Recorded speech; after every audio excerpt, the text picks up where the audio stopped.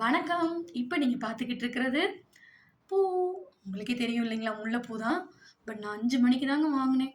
அதுக்குள்ள விரிஞ்சிருச்சு பூ ஃபுல்லா. ஸோ என்ன பண்றது? கட்டணும் இல்லைங்களா? நெக்ஸ்ட் நம்மளுக்கு சித்திரை மாசம் பிறக்குது. சித்திரை 1 பிறக்குது. ஸோ அதுக்கு நம்மளுக்கு பூ தேவைப்படுங்க. ஸோ அதனால தான் நான் பூ வாங்கி கட்டிக்கிட்டு இருக்கிறேன்.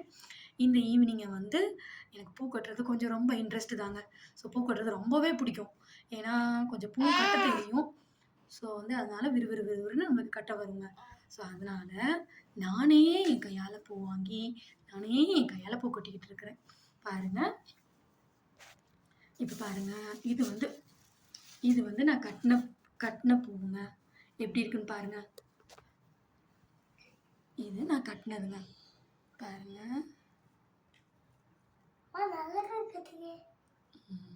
இது உதிரி பூங்க. ஸோ வந்து இப்ப நான் பூவ கட்டி முடிக்கலான்னு இருக்கேங்க.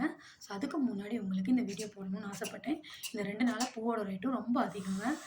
ஸோ வந்து என்ன பண்றது? ஆனாலும் பூ வேணும் இல்லைங்களா? அதனால பூ வாங்கியாச்சு.